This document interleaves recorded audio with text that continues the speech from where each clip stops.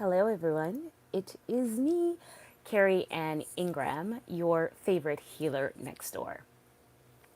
So, I really felt the need to come. I hope you can hear me. Oh boy, do I hope y'all can hear me because it's been a minute since I've done a YouTube live. So, all right, so I really wanted to come on because there are so many incredible things happening in the astros. Okay, so tomorrow specifically, we're having Venus is retrograding in Leo, and then on Sunday, the sun is moving into Leo, the start of Leo season. And this is also significant because currently we have 4 planets in retrograde, and 2 of these planets, Venus being one, when it goes into retrograde tomorrow, it's going to be opposing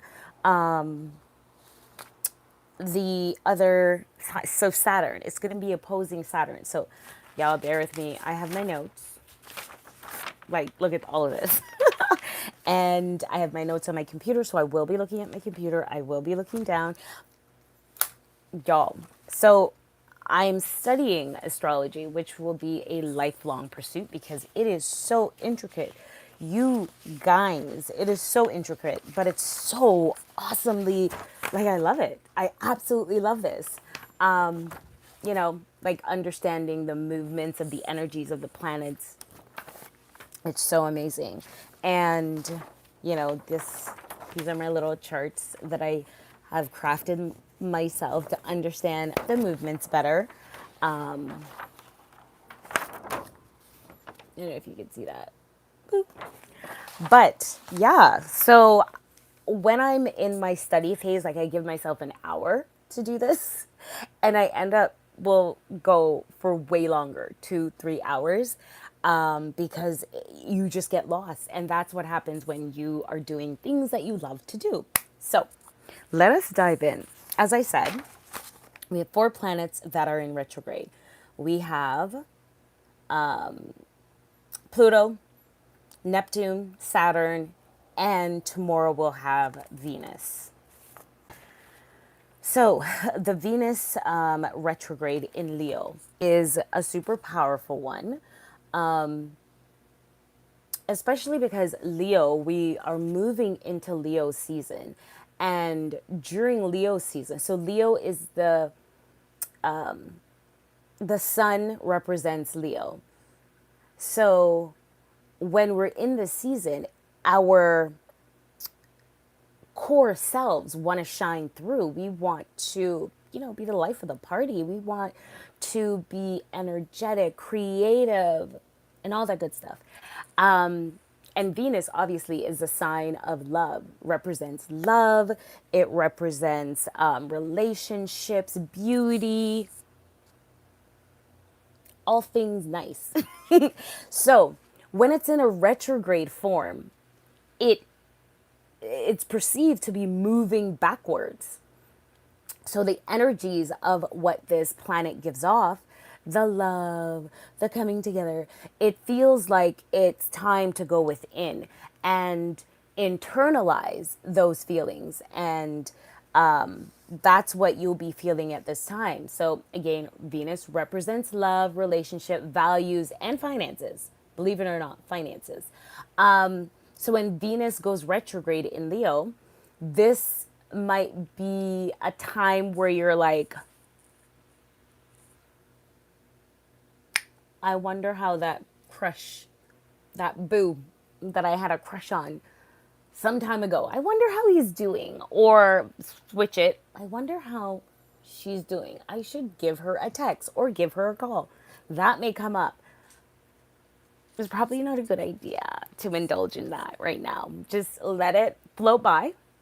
Let it flow by. And if after the retrograde period is over, you still feel that way, then reach out. Do not do it during this time. Focus that energy and that yearning and that love on yourself. Feed yourself. Do things to enhance you during this time. Okay, what else is it? Creativity. You might also feel like, oh my God, 4 years ago, I started to paint this picture and I put it in my attic. Let me go get it and work on it. You may feel that need to do that. Do it. Do stuff like that, which allow you, because you're in this introspective state, to express it. And working with canvas allow you to put what you're feeling inside on the canvas and create, magic. You could feel like this is a time to revisit some financial issues you had in business with a partner, because there's a lot of partnership about this time as well. So do it. It's the perfect time to do it. And we don't have Mercury in retrograde, so communication is not a thing. It's not a thing, but I think Mercury is actually trining the North Node. Yeah, Mercury is trining the North Node in Aries. So that is about the self. So if you are talking about any sort of financial issues or setbacks or things along that line with a partner in business, or even your romantic partner, be very careful that you're not focused on yourself. Step back and see the big picture and be inclusive. Use inclusive language. No blame. Okay. Because Aries, it's in the sign of Aries, and Aries is about me, me, me, me, me, me, more so than Leo. Aries is very much about I am.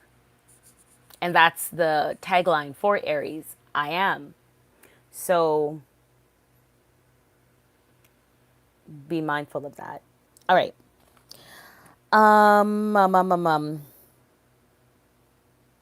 Venus, da da da. And we also have the sun squaring the north nodes in the fifth house.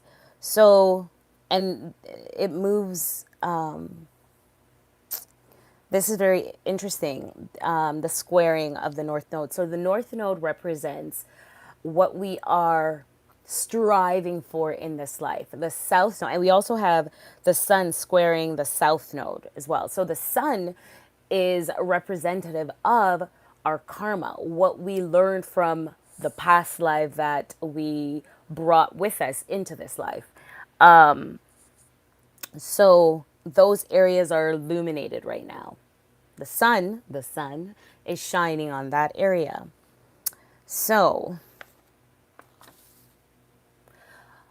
when the sun moves into Leo, it's all about self-expression.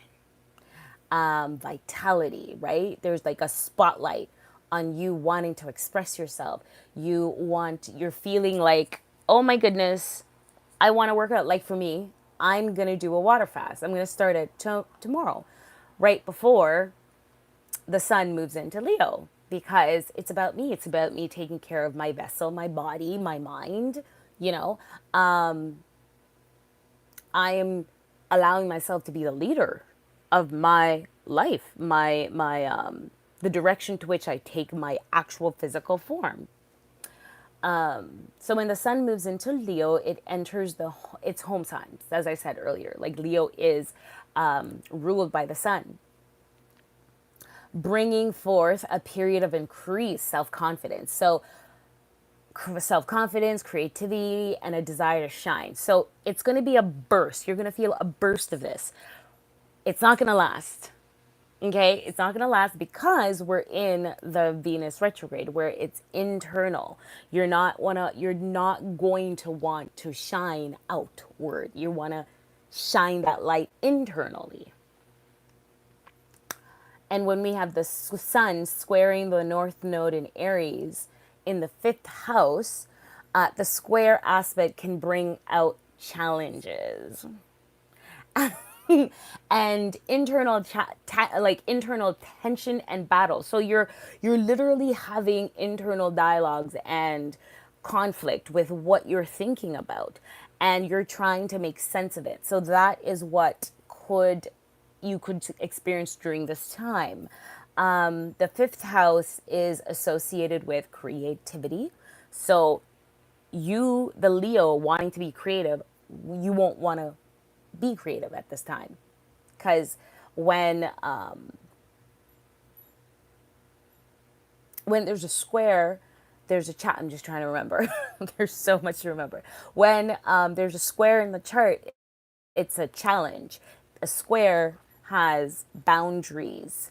Um, I'm casting a spell. But the square has boundaries, right?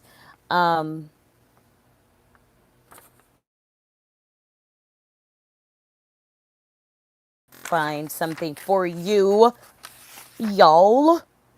Okay, so, yeah. So when there's a square in the chart, it represents stressful. It's stressful. It's a stressful union, and it's very challenging. So this could mean that wherever there's a square, so the sun is square in the north node, this is where you're supposed to get a lesson. And it's the north node being that it is where you're supposed to grow to in this lifetime. It makes sense that there will be challenges in this pathway to growth in this area.